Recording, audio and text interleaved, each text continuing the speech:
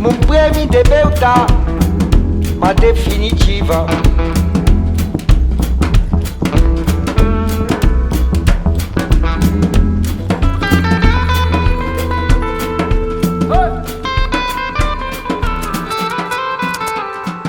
Ma cosmopolita.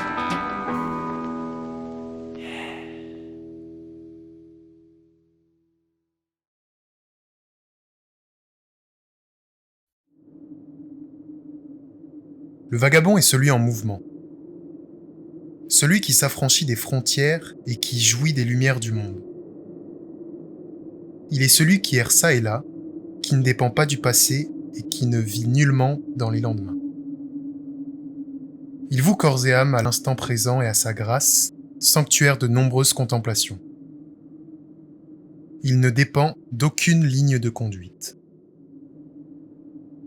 La quête d'un certain manque s'entreprend parfois en appréhendant la moindre essence de toute chose, dissimulée par-delà nos grands espaces. Le voyage est alors la clé de cette serrure ouverte sur le monde.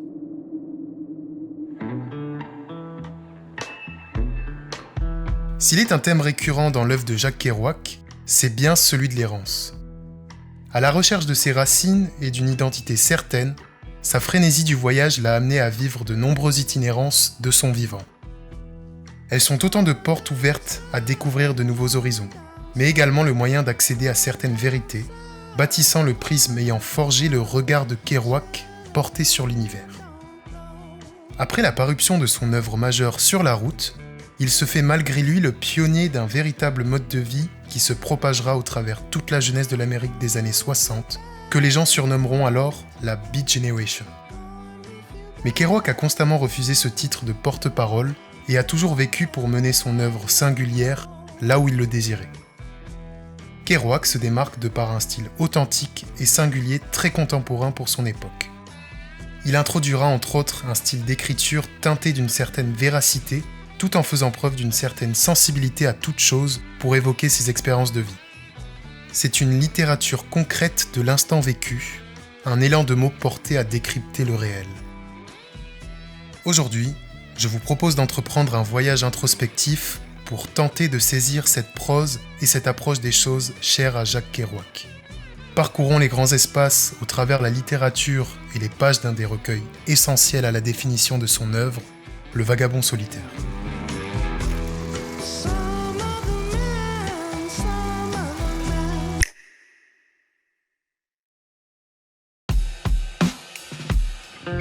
Voyage métaphysique au creux des cieux, pérégrination dans les ruelles new-yorkaises, profession exercée sur les chemins de fer, traversées européennes exotiques sont autant d'expériences ici abordées dans les 8 nouvelles du recueil. Le choix de cette œuvre pourrait paraître étonnant pour parler de Kerouac, vu la renommée beaucoup plus reconnue de ses autres œuvres. Mais celle-ci semble gorgée d'une certaine spontanéité et illustre avec brio le goût des tribulations qui lui sont si précieuses. La narration propre à ses œuvres tend à dépeindre ses modes de vie, ses pérégrinations au travers 1001 paysages traversés, parsemant les terres américaines comme les contrées européennes, plus lointaines et idylliques à ses yeux. En soi, son écriture constitue le reflet de son mode de vie. Il se définit lui-même comme vagabond, un nomade des sentiers battus, et c'est principalement à travers de longs voyages regorgeant de richesses anodines qu'il se prêtera à réinventer la littérature de son époque.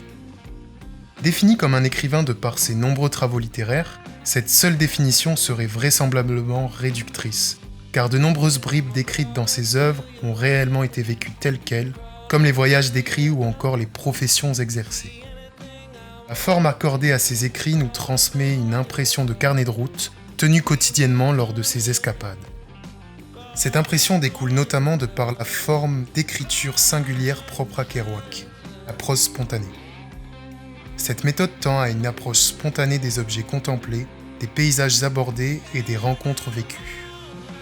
Véritable envolée de mots qui découlent de sa plume, frénésie continue d'images qui se suivent dans son esprit, déposées mécaniquement sur ses pages de papier sans interruption.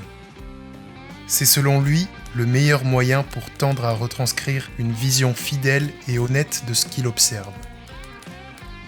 Le monde qu'il construit n'est rien d'autre que celui qui s'offre à lui et qu'il tend à sublimer dans ses écrits. Kerouac nous invite constamment à l'accompagner lors de ses voyages et à y rapporter sa propre vie, sans pour autant la dramatiser ou se mettre en scène. Il prend les choses telles qu'elles sont et les dépeint de sa plume très naturellement. Pourtant, celle-ci ne semble pas pour autant dénuée d'une certaine contemplation poétique. C'est cette honnêteté transpirant de réel qui semble impliquer le lecteur dans ses récits, le saisir de tout son être. Son sens du détail est ici rationnel et très riche. De par les multiples territoires vastes et riches qu'il traverse, l'une des images fondamentales qui découle de sa bibliographie semble porter sur la symbolique de la frontière. Parsemées dans ses diverses œuvres, deux notions très conceptuelles de la frontière sont à première vue soulignées.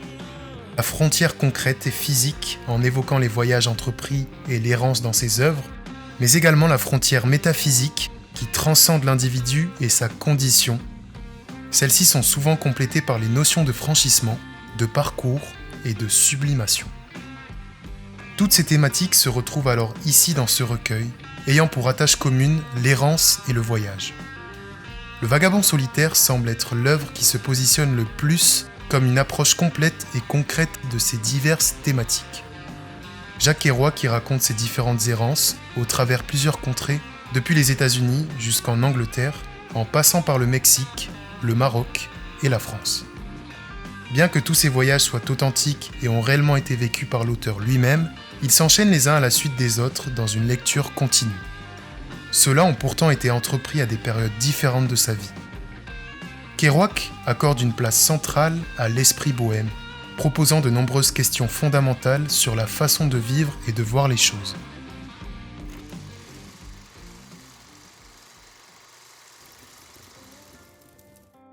Tout au long de ces divers voyages, la forme littéraire de cette œuvre évolue constamment, suggérant différentes approches stylistiques sur le monde qui l'entoure. Son récit s'apparente tout d'abord à un carnet de route, où le style évoque l'ouverture aisée des sentiments et des ressentis de Kerouac, se livrant à faire le bilan de ses différents itinéraires. Il y décrit les décors dans lesquels il évolue, les innombrables individus plus ou moins anodins qu'il y rencontre et les expériences qu'il vit. Aucune frontière n'est alors érigée entre lui et son lecteur. Il se livre pleinement à lui, décrit ce qu'il y vit et la réalité dont il est témoin, avec une délicatesse qui lui est propre, entraînant certains passages où il se livre à la critique d'une société avec une langue bien aiguisée, mais qui tend à l'identification du lecteur de par un langage plutôt familier. Kerouac ne fait pas dans la demi-mesure pour parler de la société et des individus qu'il est amené à rencontrer, comme pour s'évoquer lui-même vis-à-vis des autres, et par cela ouvre sa réflexion en invitant le lecteur à se questionner sur les divers sujets abordés. Le récit prend alors la dimension d'une satire moderne et contemporaine, lorsqu'il se prête par exemple à décrire les scènes new-yorkaises, remplies d'individus taraudés tels que des hommes d'affaires hébétés et ivres, ou bien les beatniks propres à sa génération. L'évocation de ce quotidien est néanmoins souvent sublimée par l'auteur, de par sa formulation en prose, apportant à cette œuvre une conception poétique des divers tableaux dans lesquels s'inscrivent ses errances. Enfin, de nombreuses expériences le confronteront à la question de l'approche métaphysique concernant la condition de l'être. C'est lorsqu'il est reclus loin de la société, seul au sommet d'une montagne du Grand Nord-Ouest américain en tant que garde-feu, qu'il arrivera à une conclusion transcendante et religieuse concernant la spiritualité, une initiation à la sagesse dans la solitude. À travers ce discours, le récit devient presque un essai métaphysique sur la condition et l'essence de toute chose, à la fois singulière et universelle selon lui. La parole y est riche et construite, sans pour autant y être persuasive. Il exprime au travers de ses lignes son point de vue seul. L'opinion y est toutefois bien tissée, ce qui invitera plus facilement le lecteur à se questionner sur le même sujet, en construisant lui-même sa propre opinion, plus ou moins éloignée de celle de Kerouac. Quoi qu'il en soit, la réflexion est ici au cœur de l'initiation individuelle à laquelle il se prête. C'est une expérience pleinement vécue qui nous est retranscrite dans cette nouvelle. Toutes ces différentes approches donneront naissance à une œuvre pluraliste sur le fond et la forme. Ainsi, Kerouac s'affranchit d'un style ou d'une structure établie dans la formulation de son œuvre. Il s'attribue un moyen propre et un style personnel dans l'affranchissement des frontières des formes littéraires pour restituer ses expériences riches et variées à l'image de ses voyages.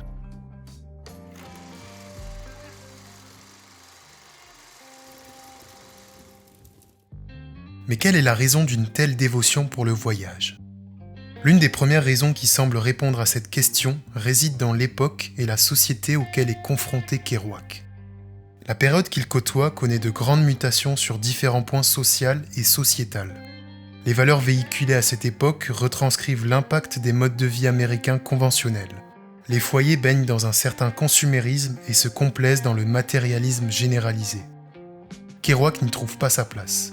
À l'initiative d'une véritable contre-culture, il s'empresse de sortir de la prison banale d'un quotidien platonique, d'une vie sans saveur ni surprise, aux dépens d'un confort futile.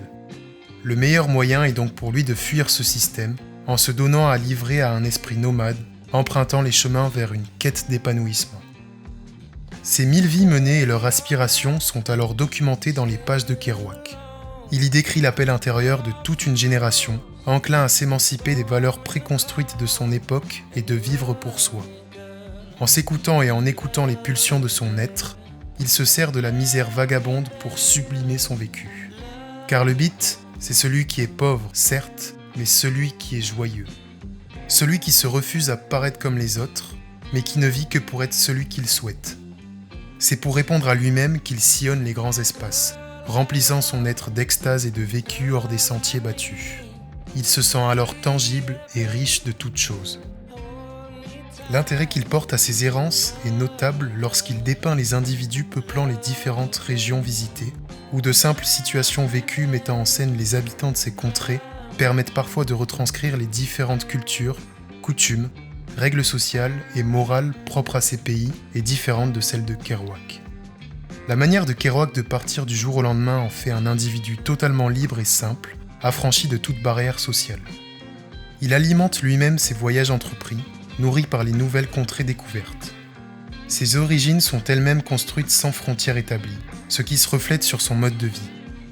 Américain aux racines bretonnes, revendiquant ses deux nationalités, il semble ici se positionner à l'écart des individus, des groupes sociaux et des sociétés dont il est l'observateur. Il se contente d'évoluer constamment au travers ses voyages. Si l'identité se construit par rapport à une appartenance géographique et donc délimitée par des frontières, la vie de vagabond affranchit Kerouac d'une quelconque identité fixe. C'est un nomade construit hors des sentiers établis. On ressent également cette idée dans les multiples fonctions occupées pour financer ses pérégrinations. Malgré certaines professions qui lui auraient permis de vivre une vie sûre et décente, comme par exemple lorsqu'il est cheminot de train, il choisit lui-même de vivre comme bon lui semble, toujours dans la simplicité, affranchi de tout, se permettant de tout plaquer du jour au lendemain. Son obsession est ici nourrie par l'inconnu qu'il côtoie chaque jour et par l'émancipation de toute frontière définie. Il se laisse le droit de les franchir comme bon lui semble. Ses voyages tendent à lui faire entrevoir certaines tangentes de son système. Il découvre au Mexique un système bien loin de l'ordre établi par les États-Unis et remet en cause le regard porté par ces derniers sur ce pays frontalier. Mais si le Mexique est bien loin de l'image violente qu'on lui attribue selon ses dires, il contrebalancera ce jugement à la vue d'une scène de corrida intense, alors pris de compassion pour la bête agonisante. Tout n'est alors pas blanc ou noir comme le prétendent les croyances communes. Il rapporte ce constat à la condition humaine, peu importe l'appartenance singulière. Deux des professions occupées dans ces nouvelles, cheminot sur les trains et cuistot sur un navire, mettent en évidence le refus de Kerouac de prendre part entièrement à ce système. Les conditions et le système hiérarchique de ces postes le lasseront vite, bien loin des idéaux fantasmés concernant ces métiers de soi-disant voyage. Malgré des conditions de vie assurées, son lâcher-prise est ici soumis à ces contraintes de routine et de monotonie d'emploi. Il s'en émancipera vite, recherchant une vie bien éloignée de celle-ci, s'affranchissant alors de toute case.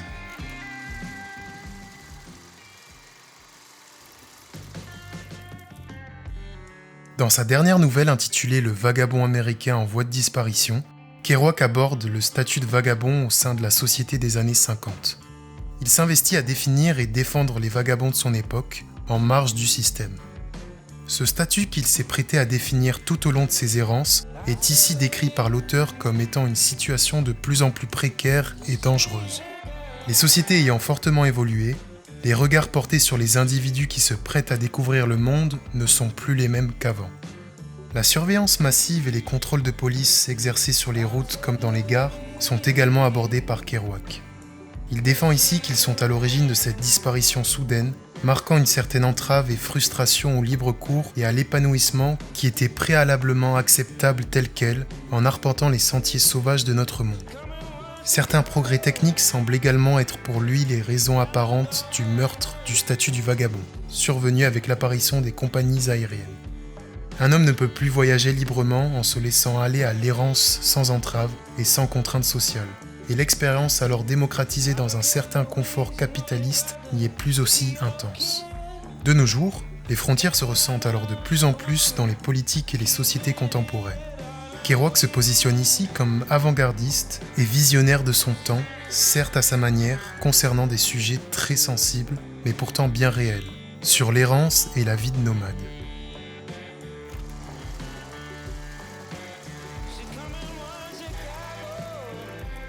Chaque point de vue adapté dans ces 8 récits délivre ainsi des critiques plus ou moins poussées de son système, mais sont tous bel et bien authentiques.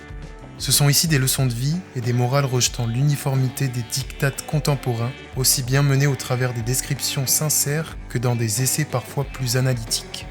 C'est également par la contemplation qu'il est en mesure de se dire accompli, selon son précepte qui est toutefois de dévoiler ce qui est exactement. Il n'a ici pas de temps pour la poésie. Son libre cours répond à une pulsion viscérale, avant tout menée dans l'espoir de se trouver, se rechercher et se compléter loin du tumulte des métropoles. C'est donc une quête singulière et solitaire pour se recentrer sur soi et sa relation avec le monde. Par cette quête de sens, il a su redéfinir au travers ses œuvres la mythologie du voyage, que ce soit en Amérique ou par-delà ses frontières. Mais ses travaux sont avant tout singuliers et pour lui-même. Ils lui ont permis de prendre conscience d'une chose essentielle à sa condition, d'être amoureux de sa vie et non pas de celle qu'un système lui impose. Cette lecture est véritablement ressourçante à une époque où la monotonie d'une routine dictée par notre système nous dépossède parfois de notre singularité et de notre considération personnelle. Nous aurons très certainement l'occasion de reparler de Kerouac sur la chaîne, mais d'ici là, je vous invite à compléter la lecture du livre abordé aujourd'hui avec son autre recueil intitulé « La grande traversée de l'Ouest en bus ».